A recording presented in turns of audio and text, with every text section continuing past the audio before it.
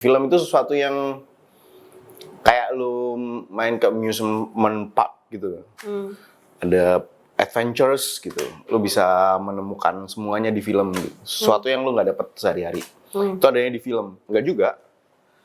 Tidak menjadi jaminan gitu. Tidak menjadi jaminan bahwa kemudian kalau sekolah film jalur mungkin lebih punya akses ya. Lebih mudah belum tentu. Nih ya, gua kasih tau industrinya ya. Tidak ada standar fee atau gaji. Tidak ada standar jam kerja. Terus tidak ada standar kapasitas. Jadi bisa jadi orang yang lebih jago nih, gitu kan, sebagai makeup artist gitu kan. Tiba-tiba direkturnya bawa, ini gue mau makeup artisnya ini. Selesai.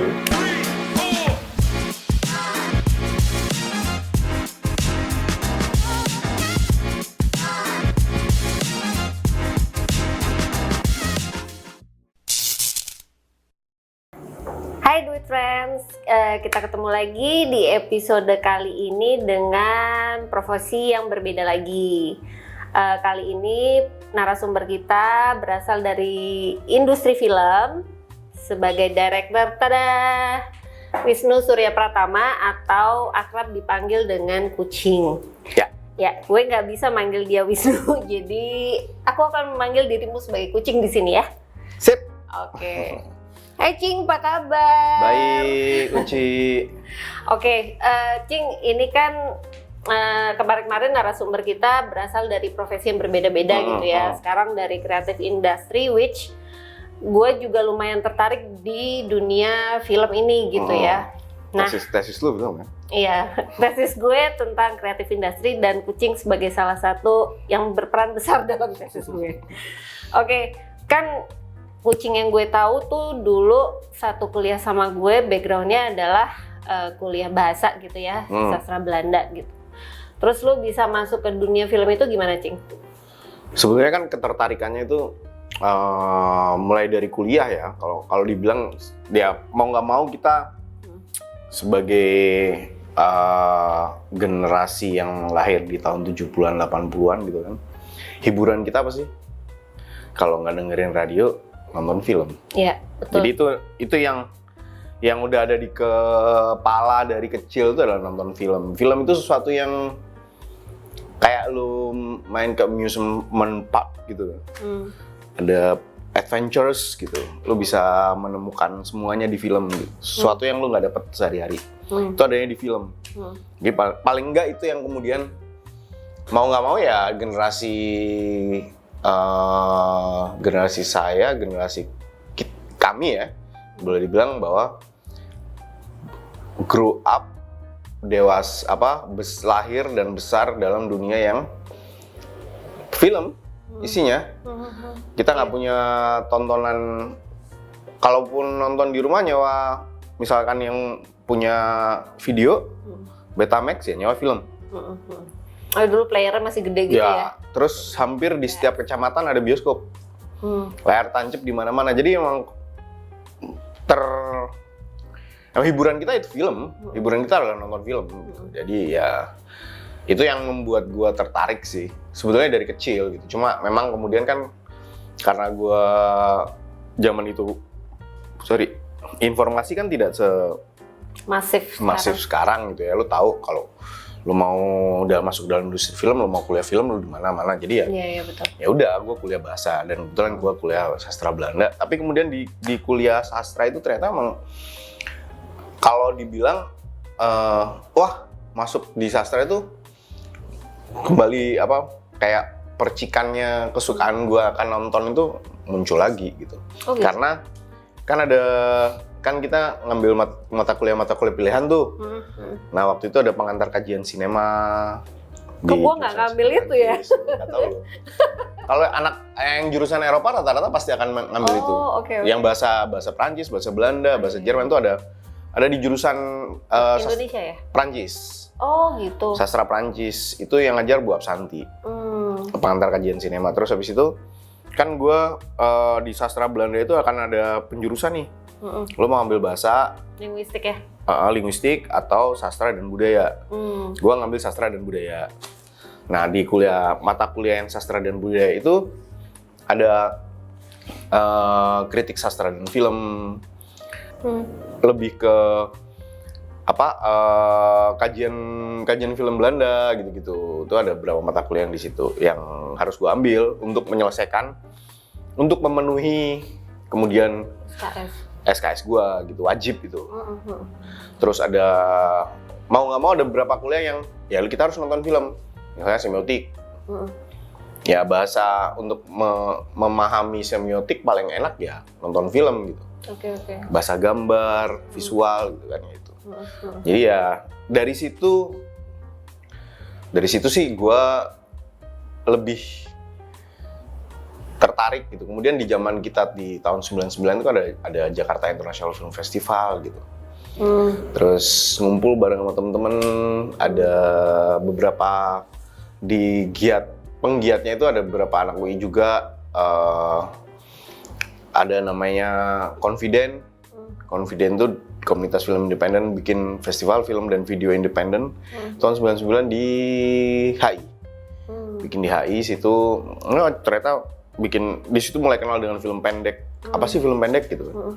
Lihat film pendek tuh lucu-lucu ya, kita bisa membuat film dengan kamera yang sederhana, nggak terlalu rumit, meskipun tetap pada masa itu adalah mahal gitu buat kami. Tapi itu berarti di 99 berarti kan 3 tahun lu kuliah gitu ya. Itu udah mulai produce film? Enggak, belum. Baru ngelihat tuh nonton jadi volunteers di GFest.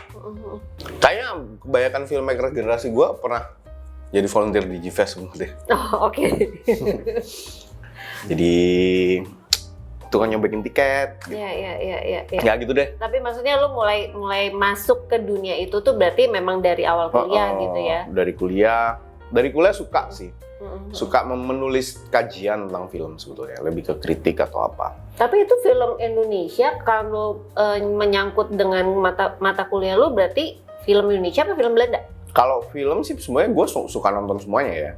Kalau yang mata kuliahnya di jurusan sastra Belanda ya pasti film Belanda ya. Tapi yang mata kuliah umum kayak pengantar kajian sinema itu umum kita nonton semua film, meskipun kuliahnya di jurusan sastra Perancis ya. Dan gue inget banget, jadi ada satu ujiannya gue inget banget. Gue disuruh bikin makalah. Makalahnya itu adalah ambil satu scene dari sebuah film gitu, terus lu menganalisa scene itu. Misalkan ya kalau gue sih ngambilnya, gue akhirnya ngambilnya Gladiator. Oke. Gue ambil satu scene gitu kan, terus gue kaji shot by shot. Jadi shot ini terus kesini itu maknanya apa, kesini itu intinya apa, kenapa kemudian ada ini. Menarik sekali. Jadi intinya berawalnya dari kajian sebetulnya. Oke. Bukan, memang kemudian kan kalau di sastra kan lu diharapkan untuk menjadi penulis, menjadi kritikus gitu kan, bukan untuk menjadi membuat film. Dengan bahasa penulisan yang sistematis gitu ya. Berarti yang lo bahas secara alur cerita di scene itu, alur ceritanya seperti apa atau justru teknisnya? Bukan, justru kita membahas ada makna yang ada dalam scene itu apa. Oh, oke. Terus itu diperkuat dengan shotnya seperti apa, kenapa kemudian dia harus di sini. Lo inget gak Gladiator? Gladiator pas dia mau mati, terus habis itu kan dinaikin ke kereta tuh. Iya. Terus habis itu dibawa tuh, tiba-tiba tangannya udah pindah ke ladang gandum, anak sama istrinya yang di depan situ. Iya. Nah itu tangan doang kan gitu, kenapa tangan terus? Itu yang Iya. Gua bahas tuh itu. Dan kalau kayak gitu udah nggak ada benar salah ya, tapi point of view masing-masing ini ya yang menganalisa gitu kan? Tepat atau enggak sih? Oh, oke. Bener salah enggak? Argumennya harus tepat sih. Dalam artian gini, kan teori analisa film itu kan luas banget gitu ya. Tapi kalau kita belajar, jadi gini. Belajar film mau nggak mau kita juga belajar tentang bagaimana lu melihat objek itu berada di mana. Nah itu yang dibelajarin di analisa, bagaimana filmmaker membuat objek itu ada di mana. Misalnya gini, kalau kemudian seorang kalau gue lihat nih dari mata gini, lu adalah orang yang normal. Tapi kalau gue ngelihatnya agak berdiri gini, sini, lu lebih rendah dari gue. Tapi kalau gue begini nih, ini anggap aja ini kamera ya. Yeah. Kalau gue begini, lu lebih powerful dari gue. Jadi begitu lu top angle, itu objek tuh kan menjadi lebih rendah. Jadi bisa jadi kemudian menjadi lebih inferior atau apa. Begitu low angle, objek itu akan menjadi lebih tinggi. Dia menjadi yang lebih berkuasa, lebih powerful. Itulah makanya kemudian setan biasanya kalau muncul selalu low angle. Oke. Nggak ada setan top angle, dia setannya gini gitu. Karena dia kelihatan inferior. Lucu gitu ya. Setan tuh kelihatan low angle, powerful, gitu Iya, kan. bener juga. Iya. Bener. Gitu, itu kayak gitu. Iya. Oke, berarti gini Cing, maksudnya lu kuliah sastra, which gua kok nggak ngambil mata kuliah itu ya? Kenapa ya? Gitu. Maksudnya gini, kan berarti bukan masalah teknis yang akan dibahas di mata kuliah itu gitu ya, tapi lebih kemampuan menganalisa kenapa begini, kenapa begitu gitu. Tapi secara nggak langsung berarti udah tahu gitu ya fungsinya, misalnya kenapa sih scene ini isinya begitu gitu. Iya. Dan ini sih lebih ke, kan film itu adalah salah satu medium storytelling ya. Mau nggak mau ketika lu kuliah di sastra, lu akan bersinggungan dengan itu. Iya. Dengan bagaimana cara lu bertutur, bagaimana lu bercerita. Nah, film itu di tahapan yang berikutnya, karena sama seperti drama atau teater, it's always started with text. Film juga sama. Awal mulanya adalah sebuah teks. Oke. Awal mulanya adalah sebuah skrip. Awal mulanya adalah sebuah scene plot. Awal mulanya adalah itu. Itu adalah film. Oke. Jadi dasarnya itu tetap literatur, sastra. Iya sih, bener sih. Nah, buat lo pribadi ada genre tertentu nggak sih yang lo suka untuk ditonton ya? Bukan dibikin ya? Bukan lo mendirect sebuah film, tapi yang suka lo tonton tuh apa? Gue sih menikmati semua genre. Gue boleh dibilang kalau gue sedang tidak sibuk, gue itu film freak. Misalnya gue ngapa-ngapain tuh, sehari bisa nonton minimal 2 film. Pagi nggak ngapa-ngapain, kalau nggak baca, nonton. Mau tidur, nonton. Nah, jadi gue suka banget nonton. Jadi ya gue menikmati apapun itu. Genre film itu, apapun itu, terus habis itu juga menyukai cara bertutur yang beda-beda dari macam-macam negara gitu, karena setiap negara itu punya cara bertutur yang unik gitu, dan itu membuat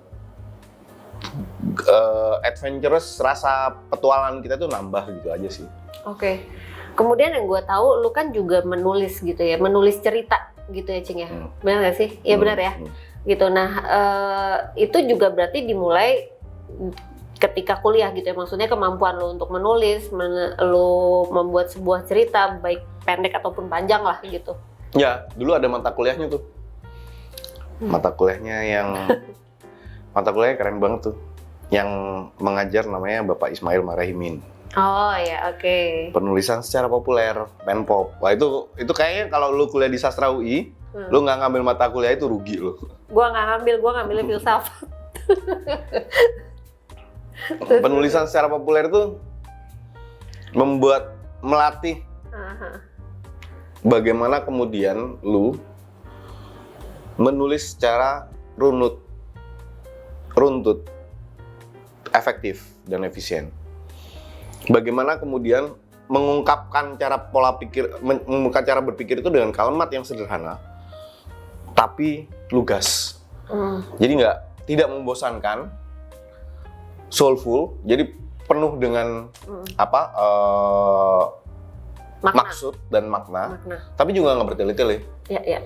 Maksudnya nggak berbunga-bunga, tapi nggak jelas juntrungannya gitu ya? Oke. Nggak kayak pidatonya kepala desa gitu. Oke. Itu. Jadi awalnya gitu, terus habis itu gue 4 tahun kan kerjanya nulis gitu.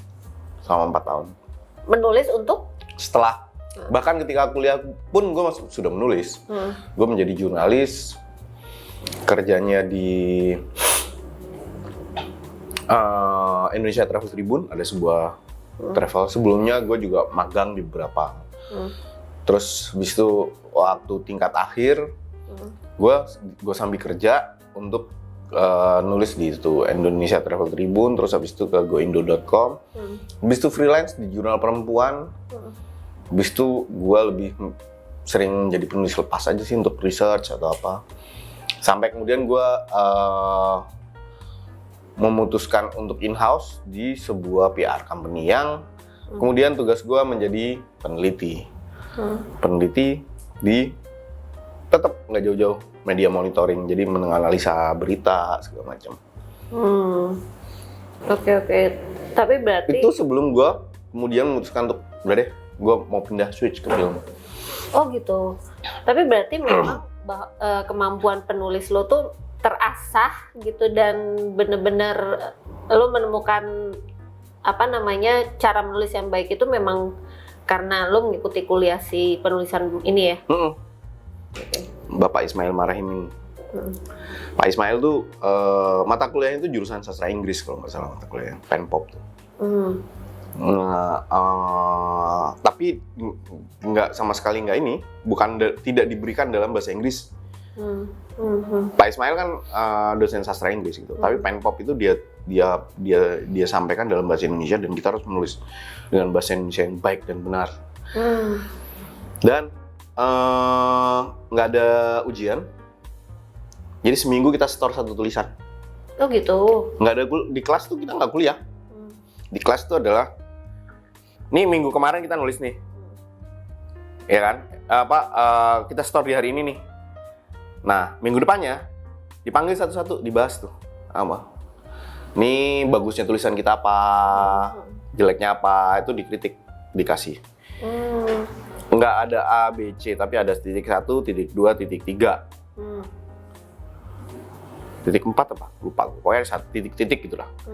Kalau misalkan lu dari awal di titik 1, terus lu tengah semester titik 2, terus habis itu, tapi akhir semester lu bisa sampai titik 3, itu lu dapet A. Oh gitu? Jadi progres yang dilihat. Iya. Bukan lu bagus terus, tapi kalau misalnya lu fluktuatif kayak lu di awal udah titik 3 gitu. Terus habis itu tengah-tengah ada 2, terus 3 lagi, 2 lagi, 3 lagi.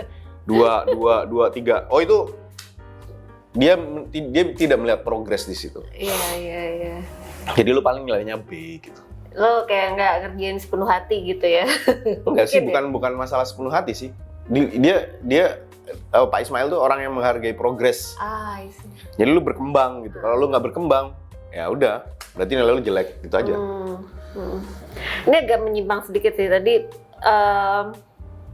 tapi beliau meriksa ini nggak sih? Gue tuh kemarin tuh ya, gue baru bikin postingan, gue lagi di jalan macet, baca berita online, which itu banyak typo, nggak pakai tanda baca yang benar dan tepat.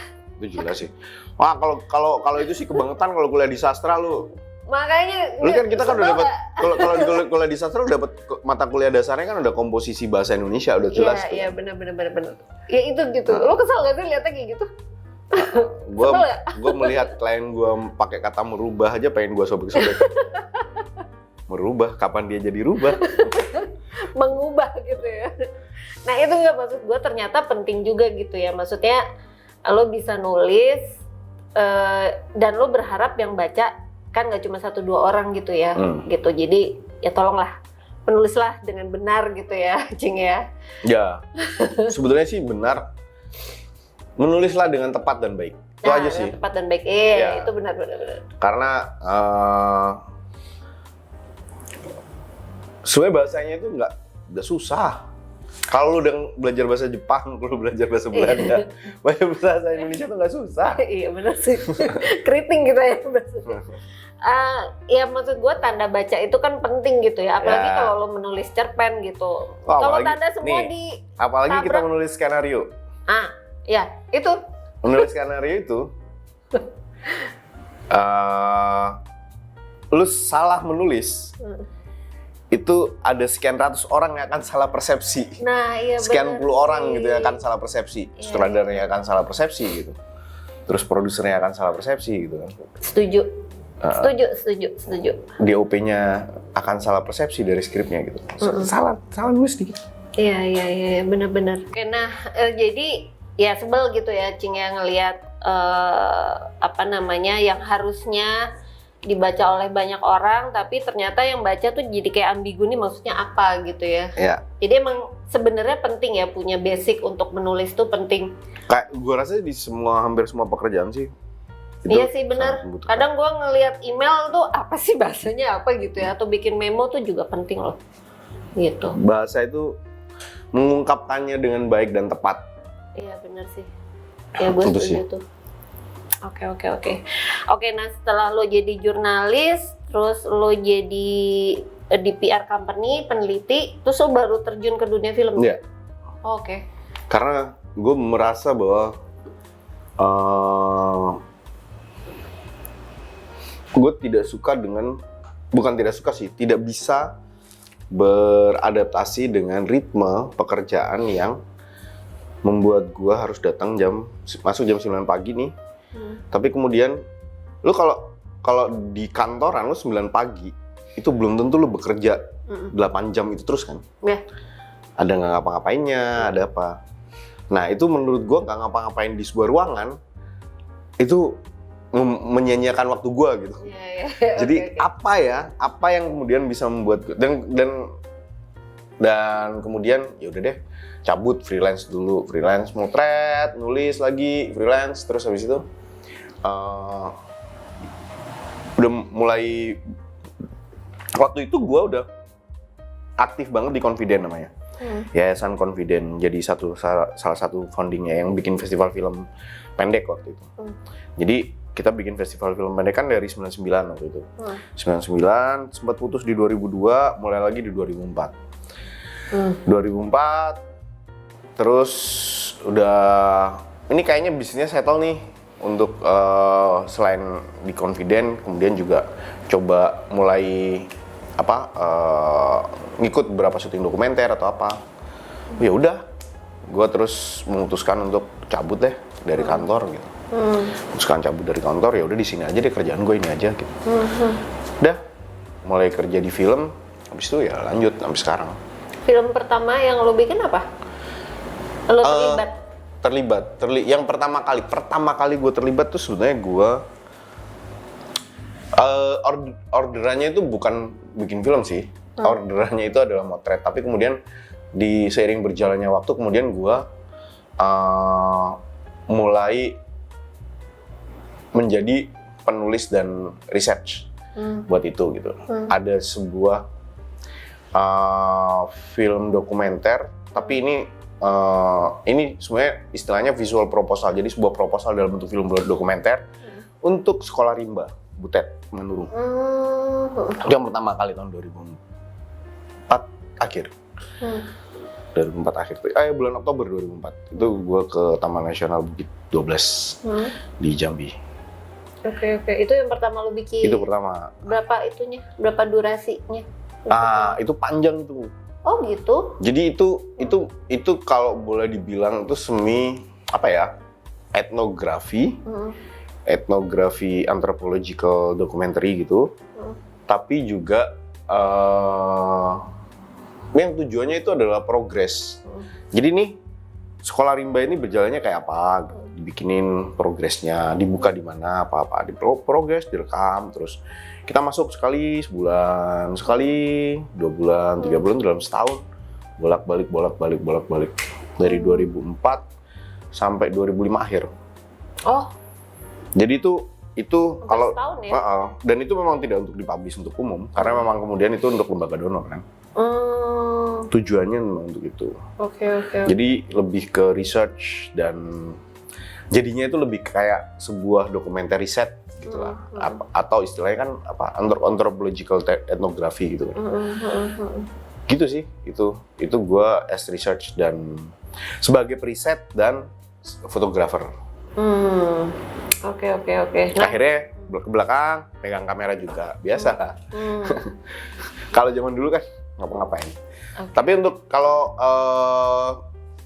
abis itu gue mengerjakan beberapa dokumenter, lebih ke terus menjadi production asisten produksi gitu.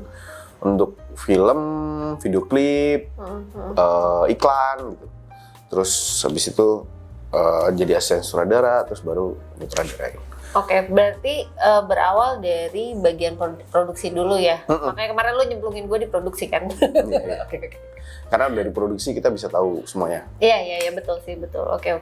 Nah, begitu lu masuk ke dokumenter tuh, Cing, kan lu bikin film-film pendek untuk festival juga ya? Iya. Iya kan?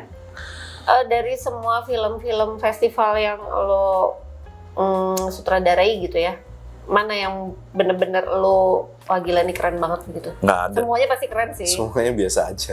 Kalau gue yang menganggap, kalau yang bikin semuanya biasa aja. Oke. Kan, iya maksudnya semua film gue melihat film itu kayak anak gitu. Anak itu kan kita punya, kita rawat gitu kan, kita hargai gitu. Tapi itu jangan pernah anggap dia bahwa orang yang paling hebat gitu. Oke. Iya kan? Supaya dia filmnya berkembang juga. Supaya kemudian anaknya juga berkembang gitu. Karya kita juga berkembang. Kalau kita puas di situ, nggak berkembang. Stagnan. Ya, tapi menurut gue, semua film yang pernah gue bikin itu adalah anak gue dan gue nggak peduli orang bilang bagus, orang bilang jelek nggak peduli. Tapi itu adalah capaian yang gue. Capaian gue di sini gue bangga dengan capaian gue. Kalaupun misalkan ada kritikus bilang busuk filmnya atau apa ya, gue nggak terlalu peduli sih. Tapi karena itu adalah proses capaian gue yang nanti kemudian akan berkembang. Oke. Pelan-pelan akan berkembang karena kan terutama bikin film pendek atau misalkan kemudian kita kirim ke film itu ke festival kan. Apa sih tujuannya gitu? Iya. Benefitnya buat kita apa sih? Orang kita keluar duit. Benar. Nggak ada, kita nggak dapat income. Iya. Nggak dapat income. Income kita dari pekerjaan lain, tapi kan saya syuting yang lain, tapi membuat film pendek, bikin film dokumenter yang kemudian kita kirim ke festival kemana. Itu kan sebenarnya kalau orang bilang iya supaya dilihat penonton, tapi gue mau jujur aja sih, itu untuk memuaskan diri sendiri aja. Betul. Kalau film festival begitu. Makanya kita bikin film untuk kemudian memuaskan mata kita sendiri dan kemudian kesempatan kita juga untuk berkembang karena pola storytellingnya itu yang tidak akan diterima di industri. Iya, setuju sih gue. Betul. Kalau kita punya ide yang nggak mungkin diterima di industri, kenapa harus dipaksain ke situ? Gitu. Iya. Begitu gue misalkan masuk ke industri film, mengerjakan film panjang, ya gue tetap juga gue beradaptasi dengan itu gitu, dengan industri film. Tapi kemudian apakah gue akan mengerjakan karena di sebelah sini gue dapet duit gitu, sebelah sini gue nggak dapet duit, apakah ditinggalin nggak juga? Suatu saat gue akan pengen mengerjakan yang sini juga, meskipun pada akhirnya ngabisin duit kita. Iya benar. Tapi puas gitu ya Cing ya? Iya, setuju sih gue. Terus ketika lo sebelum lo menjadi director atau sutradara gitu ya, kan lo sempat tadi mention bahwa menjadi asrada gitu. Ada nggak sih dari sutradara itu yang emang mempengaruhi lo juga dalam style lo mendirect gitu? Nggak ada sih. Nggak ada ya? Nggak ada. Beda cara gue approach gue. Mungkin nggak. Gue tidak punya patron. Nggak ada patron. Maksudnya karena gue lebih banyak untuk jadi asrada itu gue lebih banyak bekerja di iklan ya. Iklan kan gue. Karena waktu beda itu sih ya, beda treatmentnya uangnya di situ. Tapi kalau untuk film panjang gue nggak ada Cuma kalau dibilang ada orang yang kalau misalnya filmmaker Indonesia ya, yang menurut yang kemudian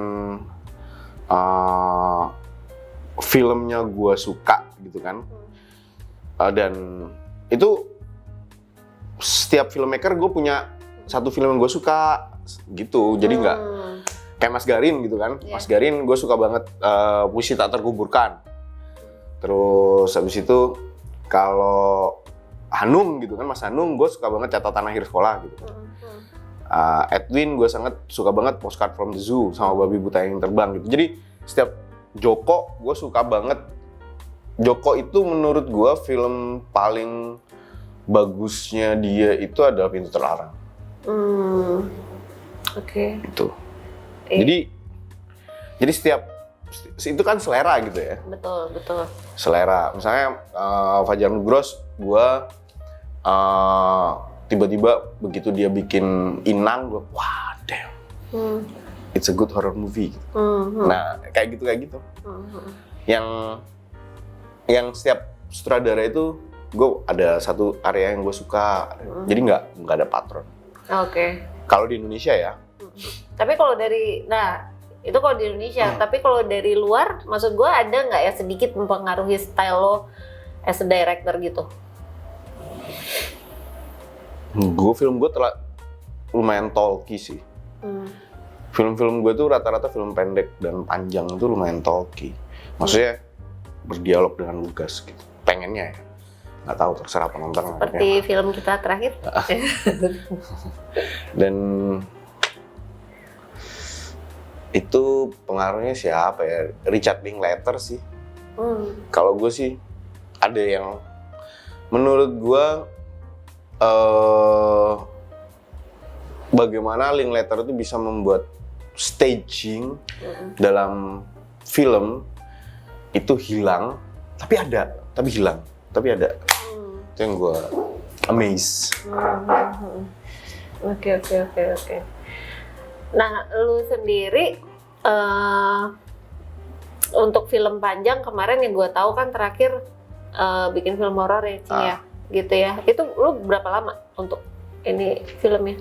Film itu ditulisnya 3 bulan oleh penulis gitu kan. Persiapan kita 2 bulan, terus habis itu syuting 21 hari produksi, 17 hari syuting. 17 hari syuting. Kemudian proses post-pro-nya sekitar 6 bulan lah. 6 bulanan ya? Di awal 2024 Jadi kemarin. full setahun sih. 2023 itu dalam setahun, hampir setahun itu kita mengerjakan itu, satu film itu. Oke. Gue pribadi kan baru gitu, gue tertarik di film gitu ya sebagai penikmat film gitu. Terus kemarin terjun karena memang Kucing mengajak gue untuk terlibat dalam film pendeknya gitu ya. Lu melihat industri film Indonesia itu gimana sih, Cing? Maksud gue mungkin lately akhir-akhir ini banyak yang film horor gitu ya, atau gimana?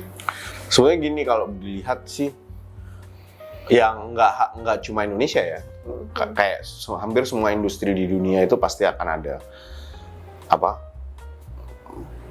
naik turunnya, genre itu berganti-ganti. Misalkan gini,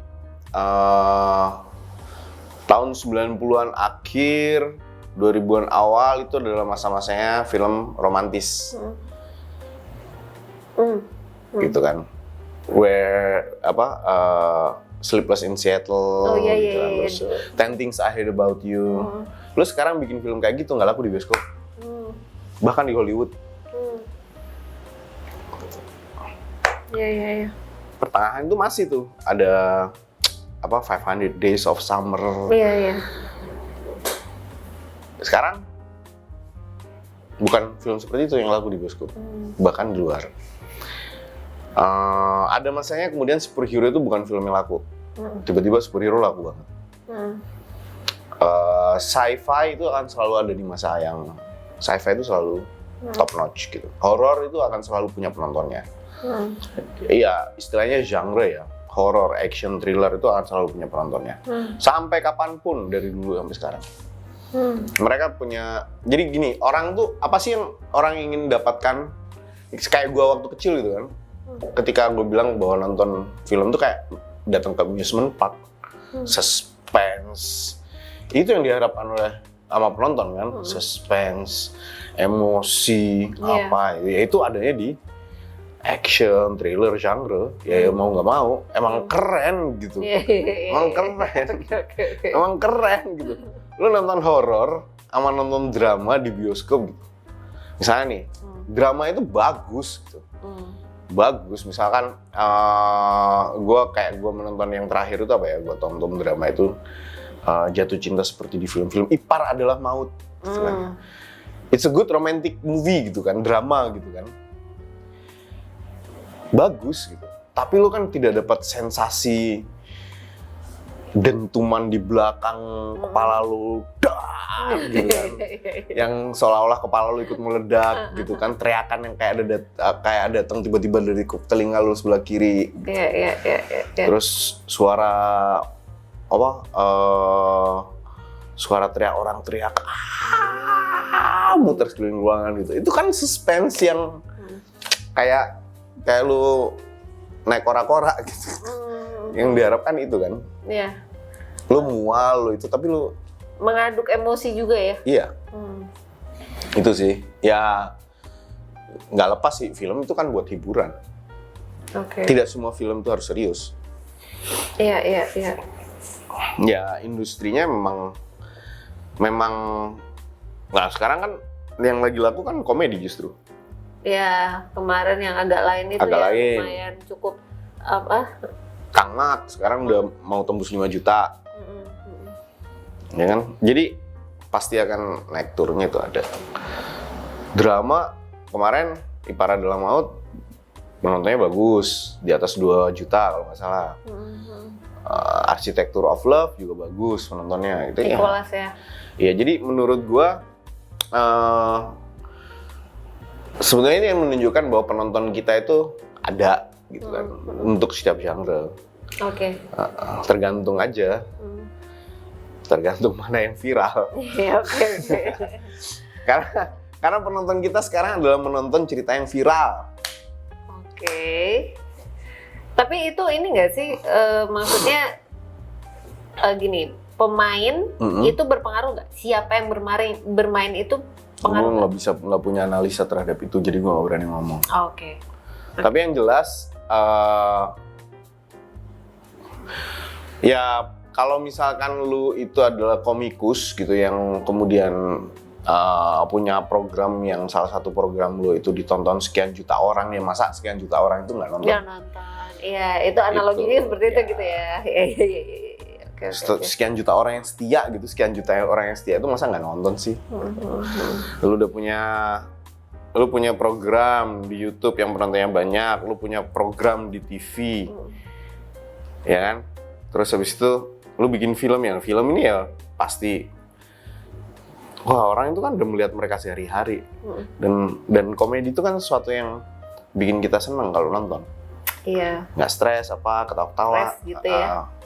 Gitu. Jadi memang apapun jenis filmnya pasti ada segmennya sendiri yang untuk nonton itu gitu ya. Oke. Gua rasa sih begitu sih. Oke. Kalau ngelihat berapa, ya horor itu akan selalu di angka aman. Dalam artian gini, horor itu minimal dapat 200 misalkan gitu, dengan 200-300 ribu penonton tuh kayak yang amannya segitu tuh misalkan. Sebagian besar ya, nggak semuanya. Sebagian besar tuh segitu. Ya, tadi gue suka nih kata-kata lo, penonton tuh lihat cerita yang viral gitu ya. Mungkin trennya begitu ya. Iya. Mungkin trennya lagi itu. Setiap masa kan punya trennya sendiri-sendiri. Benar sih, benar. Nah, sekarang keterlibatan sineas muda. Kalau tadi di awal kan lu sempat bilang ya, Cing, ya, bahwa zaman dulu mungkin wadah untuk masuk ke industri film itu lebih sedikit gitu ya, kayak sekolah film yang khusus atau apa gitu kan mungkin belum terlalu banyak ya. Kalau sekarang kan udah ada yang memang mengkhususkan, dan mungkin anak-anak muda ini memang lebih banyak yang minat ke arah film gitu ya. Lu sendiri melihat keterlibatan sineas muda ini gimana? Kalau yang muda itu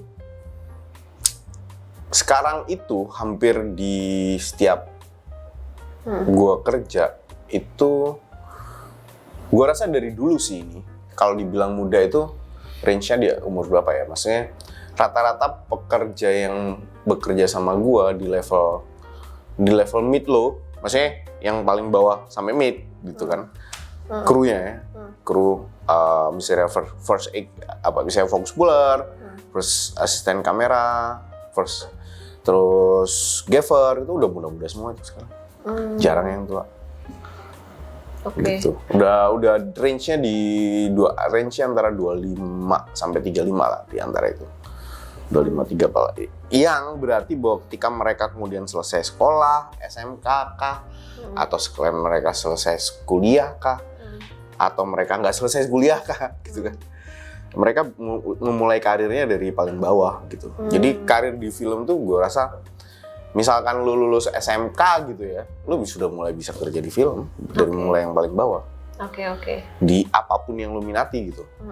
Nah yang susah kan gini, kesannya bahwa di industri film itu yang paling keren itu adalah lu sebagai sutradara, kesannya gitu. Tapi kan gue sebagai sutradara karena gue nggak punya kemampuan teknis yang lain. Kalau gue punya kemampuan teknis yang lain, gue nggak mau jadi sutradara. Kalau gue misalkan punya kemampuan teknis yang jago untuk ngedit gitu, gue mau jadi editor. Kalau misalnya gue punya kemampuan teknis kamera yang jago, ya gue pengen jadi kameramen DOP. Gitu. Gue nggak mau jadi sutradara. Jadi kemampuan teknikal inilah yang gue nggak punya. Jadi gue menjadi sutradara. Nah, sekarang ini kan tadi yang gue tanyakan gitu ya, banyak sekolah-sekolah film yang memang mengajari secara teknis juga gitu kan. Gue jujur kurang tahu sih ini apa namanya kurikulumnya seperti apa gitu. Tapi kan mereka di situ diajarkan untuk menjadi penulis, jadi sutradara mungkin ya? Ya itu nanti kita bisa berdebat soal itu. Tapi Oke, nah itu maksud gue, apakah untuk anak-anak yang memang jebolan sekolah film ini, jalur mereka masuk ke industri film itu lebih mudah? Nah, nggak juga. Tidak menjadi jaminan gitu. Tidak menjadi jaminan bahwa kemudian kalau sekolah film jalur mungkin lebih punya akses ya. Lebih mudah belum tentu. Karena yang gue bilang tadi kita bisa berdebat untuk misalnya lo sekolah film untuk menjadi penulis atau sutradara kah? Menjadi sutradara dan menjadi penulis itu, yang pertama menjadi penulis itu pekerjaan yang melelahkan. Endurance-nya punya nggak untuk itu? Wah, capek banget nulis itu. Endurance-nya itu, lo punya nggak endurance untuk bisa menulis dengan deadline? Bukan menulis doang ya, menulis dengan deadline gitu. Terus yang kedua, untuk menjadi sutradara, lu punya nggak endurance untuk kemudian memikirkan segala sesuatu aspek dari zero sampai kelar. Itu yang dipikirkan sutradara dan produser kan, dua orang itu kan, director dan produser. Untuk menjadi sutradara dan produser, lu punya itu nggak? Untuk menjadi produser, lu punya nggak kemampuan untuk kemudian mengolah cerita dan menentukan kemudian cerita ini mau lu apain kalau dijadi? Atau kemudian bagaimana kemudian lu juga mencoba mencari financial system untuk kemudian membuat cerita lu laku. Jadi, dan running the whole production gitu. Itu kan tugasnya produser. Nah, buat gua, orang yang bertahan gitu ketika, aku mau jadi director, tapi kemudian bertahan terus untuk jadi sutradara, itu adalah makhluk spesial dalam industri film ini. Makhluk spesial. Yang kebetulan gue adalah salah satunya gitu. Kenapa spesial? Karena journey-nya itu nggak gampang. Nggak segampang, oh ya gue mau jadi sutradara. Lu bisa apply gitu ke orang, mas saya mau jadi sutradara. Enggak, lu bikin apa lu? Iya. Hah? Karya lu ini sampah gitu, kadang gitu. Ngeri juga ya. Iya. Oke, ini nggak masuk. Tulisan lu kayak apa? Jadi itulah kemudian pentingnya ketika kita punya portofolio, terutama ketika kita bikin film kita sendiri. Jadi orang itu melihat itu. Kan gue bekerja di industri dari 2000. Udah mulainya itu sebetulnya dari sambil disambi ya, ketika 2003 sih dimulainya. Mulainya 2003-an. Gue baru dapat mengerjakan film panjang di 2023. 20 tahun gitu. 20 tahun baru gue dapet satu film nih, panjang. Journey gue kayak gitu. Jadi nikmatin aja gitu. Maksud gue, kalau lu tidak sabar dengan journey itu, untuk apa sih aiming lu gitu. Misalkan kemudian ya mau nggak mau ketika lu jadi filmmaker ya mau lu bikin film. Iya. Meskipun lu bikin iklan, lu bikin ini, bikin itu, bikin ini, bikin itu, bikin itu, tetap lu pengennya bikin film. Itu nggak bisa dipungkiri gitu. Lu pengen punya satu feature film tuh kayak yang kayak lu punya anak yang beda gitu. Sesuatu yang kemudian orang akan membeli tiket untuk nonton film lu.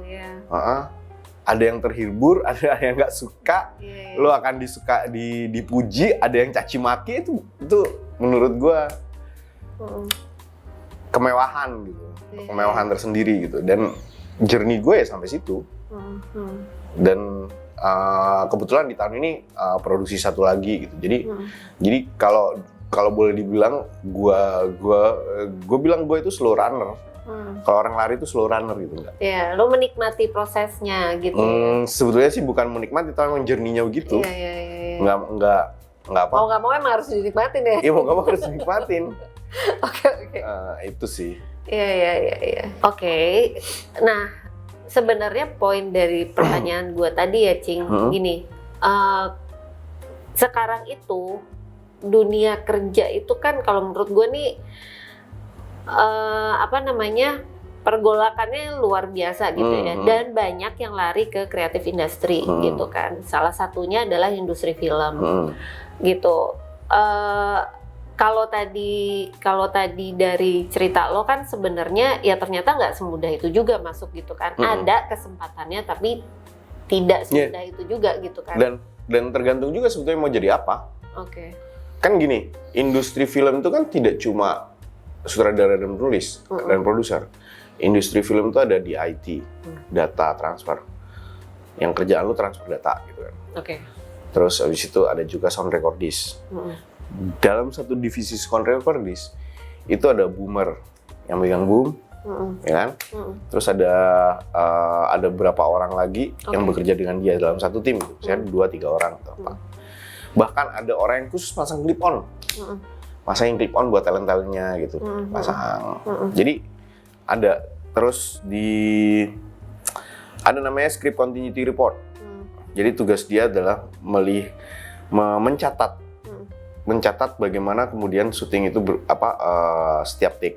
Setiap take kita catat, setiap shot kita catat, dicatat. Terus habis itu dilihat continuity-nya, apakah satu scene itu berkesinambungan dengan scene lain atau seperti apa. Jadi dia menjaga itu karena kita kan syuting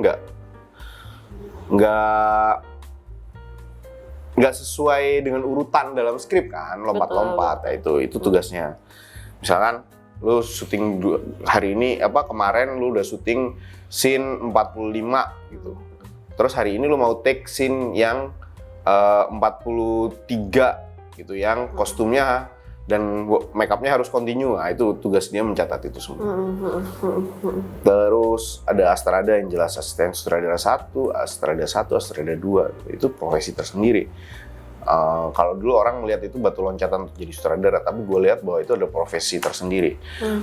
Dalam syuting itu yang jenderal dalam lapangan itu Astrada. Asisten sutradara itu adalah the one who's running the show. Jadi dia akan mengatur jadwal, dia akan menentukan kita syuting yang mana dulu, bla bla bla bla bla bla. Bahkan kemudian pilihan shotnya itu yang milih adalah dia. Kita akan shot ini dulu, shot ini, kamera akan sini. Itu dia. Dia yang menentukan. Dia kalau perang itu dia jenderal kayak panglima komando gitu kan. Sutradara di belakang liatin gitu. Iya. Meminta gitu, yang mengatur strategi kan sutradara sama produser nih. Jenderal di lapangannya itu, dan biasanya kalau dalam industri dia yang paling banyak musuhnya. Karena dia yang paling tegas, dia akan dia ngatur tempo, waktu gini. Karena di film itu ketika kemudian lu lewat aja sehari dari jadwal yang seharusnya, berapa kos yang harus dikeluarkan produser untuk itu? Gitu. Sekian puluh juta, sekian ratus juta yang akan keluar untuk itu. Jadi jangan sampai, ya, itu fungsinya Astrada di situ. Mengatur jadwal itu Astrada 1, 2 tuh gantian. Nah, masih ada wardrobe. Iya, betul. Masih ada make up. Masih ada sekarang ada special effect, make up. Yang bikin luka-luka, yang bikin darah-darah muncrat atau apa gitu. masih ada visual effect, ada CGI, visual effect yang terjadi di post production. Yang dia bikin sesuatu yang nggak ada jadi ada, sesuatu yang ada dihilangin gitu. Terus banyak profesi-profesinya berkembang gitu. Bahkan ada behind the scene. Oh iya, fotografer. Iya betul. Itu penting loh itu. Materi promo. Gue setuju sih buat materi promo tuh penting ya. Ya ada behind the scene fotografer, ada yang bikin dokumentarisnya, behind the scene, dokumentaris gitu. Terus ada beberapa bahkan catering gitu. Itu catering, bangku itu kita sewa gitu. Yang kita dudukin kalau syuting. Kursi-kursi itu disewa, tenda. Ada yang khusus menyewakan tenda-tenda itu segala macam. Jadi memang kemudian dalam industri ini profesinya itu banyak. Dalam sekali syuting yang kita syuting yang film pendek aja 60-an orang yang ikut kan. Iya, betul. Film panjang, kita syuting film panjang terakhir itu kemarin gue 150-an orang. Yang Pasar Setan itu sekitar 200 orang.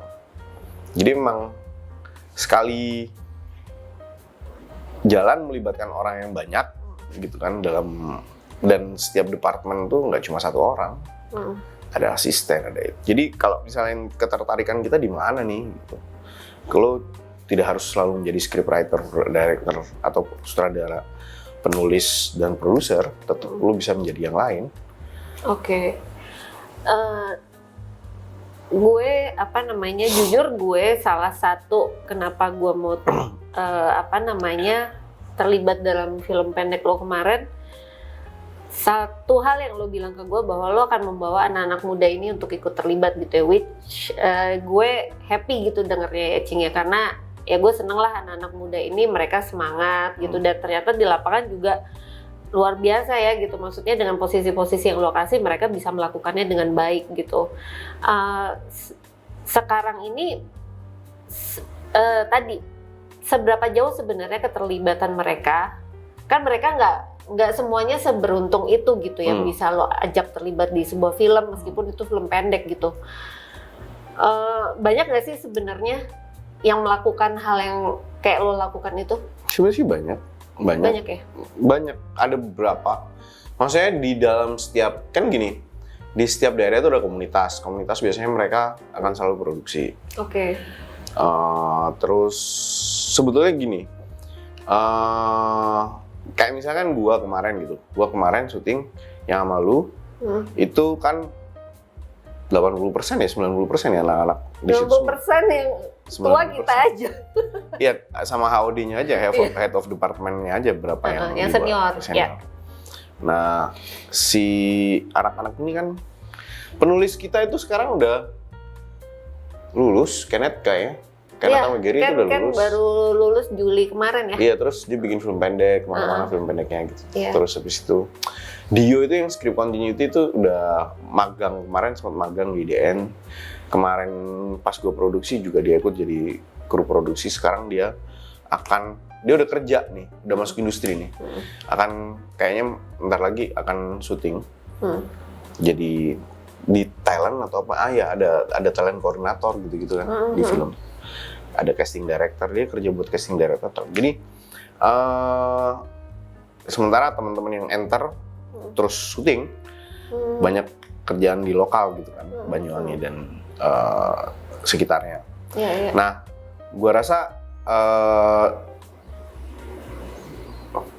setiap orang tuh punya journey-nya masing-masing nih. Nah, begitu mereka udah bersentuhan, tinggal journey-nya kemana aja. Ada yang gue ke Jakarta, ada gue tetap di Banyuwangi atau di Jember gitu. Agung tuh sekarang punya rentalnya lumayan di Jember. Dia tetap syuting untuk lokal. Dia punya PH ya, Punya PH, ya gitu kan, maksudnya yang karena uangnya sebagian setengahnya kan dari uang pajak kita nih gitu. Setengahnya kan dari kami membayar pajak setia. Setengahnya itu kan dari uang pajak kita nih. Yang melalui Dana Indonesiana. Ya udah, kalau dari uang pajak kita ya udah kita bawa aja ke situ biar bisa belajar bareng-bareng dari bikin bareng-bareng gitu kan. Oke. Oh ya, berarti untuk pembuat film independen sendiri pun sebenarnya ada wadahnya juga ya, Cing ya? Banyak wadahnya ya Banyak gitu ya? wadah. Dan mereka sendiri maksudnya memang sudah tahu mana-mana yang harus dimasukin gitu ya? Iya. Mereka Ini udah tahu ya? kan sekarang tuh ada festival 100% manusia nih. Nah, Ini film pendeknya teman-teman yang di Banyuwangi Masuk yang ya? kemarin. Iya, masuk. syukur deh. Gitu. Good luck ya, guys. Kayaknya udah selesai festivalnya, lupa gue. Udah ya? Nah, Oke. jadi ya gitu. Jadi kan mereka yang penting mereka tetap berproses gitu. Paling Iya, nggak betul. menambah pengalaman kerja dengan yang lebih senior. Terus habis itu ya mungkin kalau ada rezeki lagi setahun 2 tahun lagi mungkin akan ada workshop lagi dan apalagi sama mereka gitu. Yang penting sih tetap produktif sih teman-teman di sana. Iya, betul. Dan mereka bisa berkreasi dengan film-film pendek itu gitu ya, Iya. Cing ya? Oke. Cing, ini terakhir ya. Sebenarnya perjalanan untuk, nggak tahu sih mereka mau arahnya kemana gitu kan, yang kayak tadi lo bilang, journey mereka itu masing-masing tentunya akan berbeda-beda gitu ya, termasuk lo pun akhirnya end up-nya kan sebagai sutradara. Ada yang mungkin ternyata dia penulis gitu ya, atau art directornya atau apa gitu kan. Ada nggak sih maksud gue saran dari lu sendiri untuk para sinias muda nih, karena jujur yang mampu menyerap tenaga kerja banyak kan sebenarnya industri ini salah satunya gitu, industri film salah satunya gitu yang bisa menyerap banyak tenaga kerja gitu, dan dia salah satu penghasil juga untuk ini namanya, untuk negara gitu ya, untuk film ini gitu. Ada nggak sih motivasi lo kali ya buat teman-teman kita yang masih muda-muda ini yang pengen masuk ke dunia film? Mungkin nggak manis-manisnya ya, tadi kan Kucing udah cerita gitu gimana perjalanan di dunia film segala macam, tapi ada nggak sih motivasi yang mau lo kasih ke mereka? Nggak ada. ada. Nggak. Fatalis banget kalau bilang nggak ada gitu. Nggak ada. Nihilis banget, nggak ada. Iya. Hadepin aja. itu terlalu jujur ya, gue terlalu jujur. Tapi nggak lah, kalau menurut gue nih, kalau lu suka apapun, lu punya ambisi dalam bidang apapun, tekun. Intinya satu sih, tekun. Up and down tuh pasti ada, apalagi lu kerja di sebuah industri yang, nih ya, gue kasih tau industrinya ya. Tidak ada standar fee atau gaji. Tidak ada standar jam kerja. Terus tidak ada standar kapasitas. Jadi bisa jadi orang yang lebih jago nih, gitu kan, sebagai makeup artist gitu kan. Tiba-tiba direkturnya bawa, ini gue mau makeup artisnya ini. Selesai lu. Udah goodbye gitu ya? Goodbye gitu, misalnya. Ya gitu, padahal lu waktu di awal lu di calling karena portfolio bagus gitu kan. Sama produsernya tiba-tiba direkturnya, enggak, gue nggak mau makeup artisnya, gue mau yang ini. Gue lebih suka, lebih cocok sama ini. Tuh. Bye. Nggak ada standar kapasitas tertentu gitu kan. Jadi menurut gue, karena ini adalah kerja yang benar, ini kan pekerjaan yang standarnya adalah estetik. Estetik itu sangat subjektif gitu. Jadi satu-satunya cara ya tekun. Mau nggak mau lu tekun, mau nggak mau lu harus jangan diem. Lu harus bikin sesuatu, lu harus ketemu. Kalau ada festival datang, kan ada beberapa festival tuh. Ada yang, ini bentar lagi tuh Jakarta Film Week. Yeah. Terus nanti akan ada Jogja Netpack Asia Film Festival. Dua ini adalah festival film yang menurut gua paling besar di Indonesia ya. Iya. Dan dua ini yang kemudian membuka kesempatan buat lu datang. Kalau misalkan lu mau bersentuhan dengan industrinya, kalau lu datang ke JFW, lu datang ke JAV, atau kemudian lu, mereka buka as volunteers nggak? Volunteers aja dulu ke festival gitu. Ntar lu bersentuhan kan dengan filmmaker.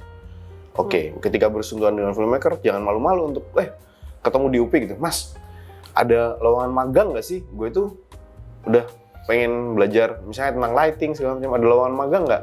Begitu lu magang, nggak enak, tapi ya udah lalui. Iya. Lu pasti akan diajarin gulung kabel, tensi tinggi segala macam, ya udah telan aja gitu. Telan. Iya. Gitu. Tekun dan sabar. tekun, sabar, disiplin perlu nggak? Oh iya. Iya kan? Disiplin itu paling penting. Ya, Oke, karena di film ada namanya crew call. Jam segitu ya lu harus datang jam segitu. Oke. Lu telat, lu bisa disuruh pulang udah diganti orang lain. Oke. Ya, berarti ya lu mau mulai dari bawah pun oke lah ya. Gue sebagai produser itu juga dicemplungin sama dia di production gitu ya. Maksudnya tahu gitu prosesnya dari awal seperti apa gitu kan. Diminta ngeliat, oke lu ngeliat dulu deh gitu kerjaannya seperti apa gitu. Dan rumit kan, lu ngurusin barang yang masuk ke mulut sampai keluar lagi. Itu ribet. Ribet. Gitu. Iya. Makannya kayak apa, terus kemudian bawa equipmentnya dibawa dari mana. Iya benar-benar. Hilang sedikit aja, satu skrup kecil equipmentnya hilang, nggak bisa dipakai. Iya, tinggalan satu aja nggak bisa loh, nggak jadi ngeset. Oke. Seru sih, makanya gue tertarik di industri film tuh gitu Cing gitu. Ya. Oke Cing, thank you banyak banget. Terima kasih, sama-sama. Insight yang bisa kita dapat dan kita kasih ke teman-teman gitu ya. Satu hal, mungkin sebenarnya nggak cuma di industri film aja gitu, dimana semua itu harus ditekunin gitu ya. Terus disiplin juga sama apa tadi Cing? Sabar. Ikutin prosesnya gitu Iya. ya. Nikmatin journey-nya. Ya, nikmatin journey-nya terutama. Perjalanannya nikmatin aja. Betul. Perjalanannya nikmatin aja. Mungkin meskipun yang ngerasa punya channel, oh oke nih gue gitu, tapi nggak semuanya kan hidup itu mulus ya Cing ya? Enggak. Ya. Nggak bakal, apalagi di film nggak ada mulus-mulusnya loh. Tuh, ini senior kita sudah bersabda ya gitu. Tidak kan. ada mulus-mulusnya. Pertama kali saya pernah jadi production assistant pernah. Jadi syuting itu kan biasanya kadang-kadang ada yang lewat dari jam 12 gitu kan. Kalau begitu lewat jam 12 tuh kita udah prepare, harusnya ada makan tengah malam namanya. Gue telat nyiapin makan tengah malam. Diangkat sama anak lighting, mana makan tengah malam gua, kamu ya kerja keras, belum datang makanannya, bentar bang, diangkat gini, waktu itu badan gua masih belum segini, masih kurus, mana makan tengah malam gua, ya orang udah capek kan kerja dari jam 6, jam 12 belum kelar gitu. Iya, ya gue ngerasain loh, itu gue baru film pendek sama dia, dari sore sampai besok paginya itu luar biasa, Cing ya. Oke, guys, ingat ya tadi pesannya. Tekun, sabar, sama disiplin. Ya, bye. Thank you, friends. Sampai ketemu. Sampai jumpa.